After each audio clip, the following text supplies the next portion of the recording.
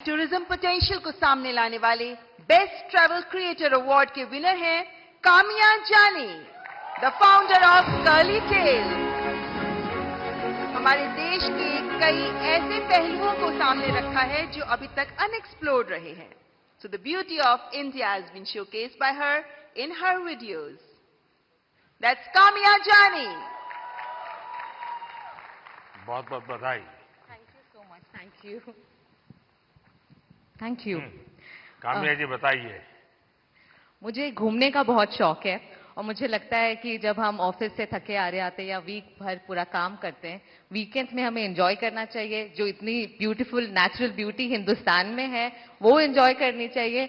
और मुझे लगता है भारत सबसे ज्यादा खूबसूरत देश है और यही ऑब्जेक्टिव है कि ग्लोबल मैप पर भारत नंबर 1 पर हो बस। और फिलहाल कंफ्यूज्ड हूं, लक्षद्वीप जाऊं या द्वारका? द्वारका आपको काफी नीचे जाना पड़ेगा। लेकिन वो मेरा अनुभव बहुत ही अद्भुत था। खैर उसकी बात कभी फिर करूंगा, लेकिन मैं नहीं मानता सब टूरिस्टों के लिए कितना सुविधाजनक होगा। लेकिन अब जैसे मैं आदि कैलाश गया था, आदि कैलाश हमारा काफी ऊंचे टॉप पर है,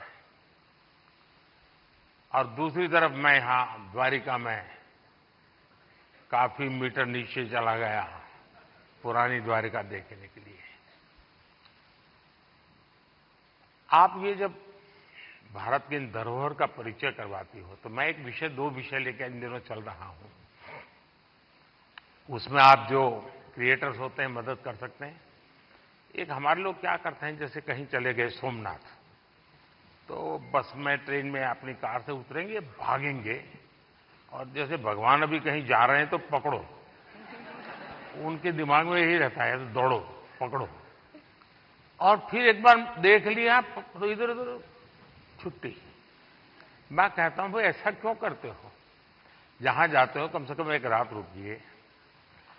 टोटल जो आपका बजट है, टूर ट्रैवल का टोटल बजट है, कम से कम 5% 10% लोकल कुछ न कुछ चीज खरीदिए, लोकल प्रोडक्ट खरीदिए। अब फिर आप कहेंगे नहीं हमने पानी पूरी खरीदी थी, ऐसा नहीं। खाना वाना तो कंपलसरी है, खाएंगे, लेकिन कोई वहां की प्रोडक्ट, क्योंकि हमारे देश की जो ये भी एक सामर्थ्य है और वहां की इकोनॉमी को बहुत बड़ा बल मिलता है।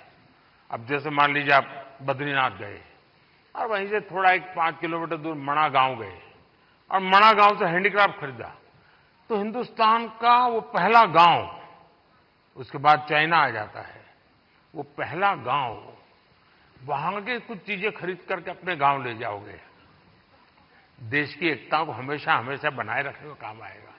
तो कभी आप ऐसे विषयों को भी अगर प्रमोट कर सकते हैं तो बहुत अच्छा होगा। बिल्कुल। बहुत सारे मंदिर कवर किए हैं मैंने अपने वीडियोस में, और आपका बहुत बड़ा थैंक यू, क्योंकि अब सारे ही मंदिरों को बहुत ही नया रूप मिल चुका है। So thank you for that. Thank you.